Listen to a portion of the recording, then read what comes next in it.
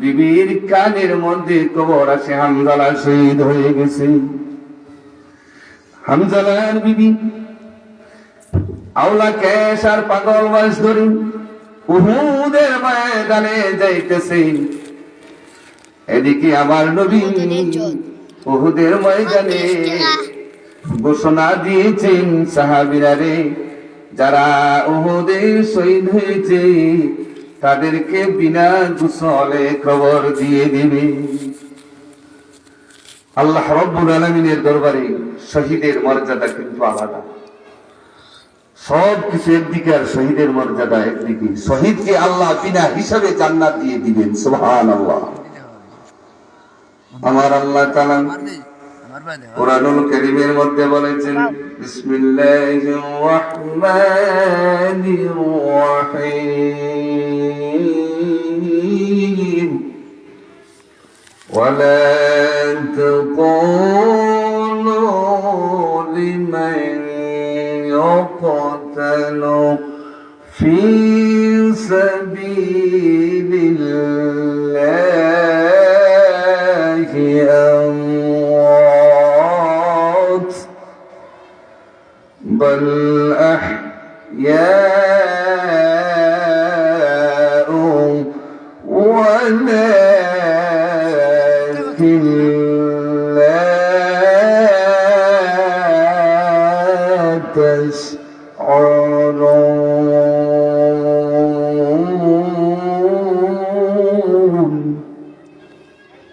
আল্লাহ রাব্বুল আলামিন যারা শহীদ হয়ে যাবে তাদেরকে আল্লাহ তাআলা জীবিত রাখবেন। তারা কখনো মরে না, তারা কিয়ামত পর্যন্ত জীবিত থাকবে।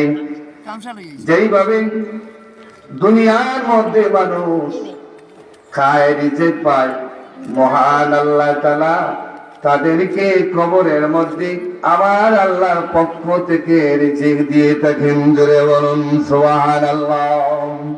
শুধু তাই নয়, কিয়ামতের ময়দানে শহীদেরা যখন আল্লাহ পাকের দরবারে উঠবে, দাঁড়াইবে, রক্ত মাখা অবস্থায় দাঁড়াইবে, আমার আল্লাহ দেখে দেখে বলবেন, রে বান্দারা, আমার প্রিয় বান্দারা, তোমরা এইভাবে কেন দাঁড়াইবে? তোমাদের এই অবস্থা কেন? তখন শহীদেরা ডাক দিয়ে বলবেন, হে প্রভু, আপনার দিন কায়েমের জন্য এই জমিনের মধ্যে নিজের জীবন দিয়েছি। ওই রক্ত মাখা অবস্থায় আপনার দরবারে দাঁড়াইছি। আপনি ওই রক্তের বিনিময়ে আমাদেরকে জান্নাত দিয়ে দাও। জোরে বলুন সুবহানাল্লাহ। আমার আল্লাহ দেখে দেখে বলবেন, রে বান্দারা, আমি আল্লাহ তোমাদেরকে বিনা হিসাবে, কোনো হিসাব নাই, নিকাশ নাই, আমি আল্লাহ তোমাদেরকে বিনা হিসাবে জান্নাত দিয়ে দিলাম। জোরে বলুন সুবহানাল্লাহ। আমার বাবারা, ভাইয়েরা, আমার নবী যখন উহুদের ময়দানে ওই শহীদের কথা বললেন, যারা শহীদ হয়েছে বিনা গোসলে তাদেরকে গোসল দিয়ে কবর দিয়ে দিবেন, তাদেরকে গোসল দেবে না। এমত অবস্থায় আমার নবী লক্ষ্য করে দেখেন একজন মহিলা আওলা কেশ আর পাগল বেশ ধরিয়া দৌড়ায়া দৌড়ায়া উহুদের ময়দানে আসতেছে। ডাক দিয়ে বলেন, ইয়া রাসূলুল্লাহ, আপনি ঘোষণা দিয়েছেন যারা শহীদ হয়েছে তাদেরকে বিনা গোসলে কবর দেওয়ার জন্য। ইয়া রাসূলুল্লাহ, আমার নবী, আমার স্বামী নাপাক অবস্থায় উহুদের ময়দানে শহীদ হয়ে গেছে। আমার নবী বলেন, কে তুমি? তোমার পরিচয় কি? তোমার বাড়ি কোন? ডাক দিয়ে বললেন মহিলা, ইয়া রাসূলুল্লাহ, আমি হয়েছি আপনার প্রিয় সাহাবী হযরতে হামজালার বিবি। আমার নবী বলেন, রে বিবি, হামজালার বিবি, তোমার স্বামী কোন? যে আমি শুনেছি আমার স্বামী ওই শহীদ হয়েছে উহুদের ময়দানে।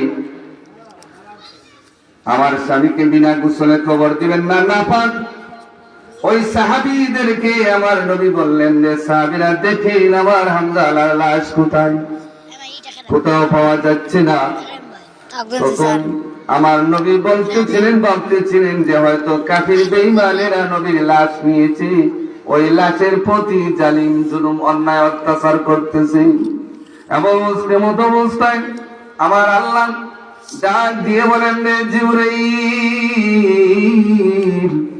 যা রে উহুদের ময়দানে যা, আমার বন্ধুর কাছে যা, আমার বন্ধুকে সালাম বলে দে, আর বলে দে যে হামজালা আমার নবীর আশিক হইয়া প্রেমিক হইয়া যে বিনা গোসলে নাপাক অবস্থায় উহুদের ময়দানে শহীদ হয়েছি, জীবন দিয়েছি। আমি আল্লাহ চাই না রে ওই হামজালার দুনিয়ার সাধারণ পানি দিয়ে গোসল হোক। আমার হাবিবকে, আমার বন্ধুকে বলে দে, আমার বন্ধু যেন উপরের দিকে তাকায়, ওই উপরের দিকে তাকাইয়া যেন দেখি আমি আল্লাহ আমার হামজালার গোসল জান্নাতি পানি দিয়ে, আমি আল্লাহ রহমতের ফেরেশতা দিয়ে হামজালার গোসল দিতেছি। আমার নবী বলেন, রে সাহাবীরা, তোমরা খবরদার হামজালার লাশের কিনারে যাবে না, হামজালার গোসলের ব্যবস্থা হয়ে গেছে। তখন এই কথাগুলো যখন আমার নবী বললেন, একজন সাহাবী হামজালার লাশের কিনারে যাইয়া দেখেন মাথার চুল বেবে বেবে পানি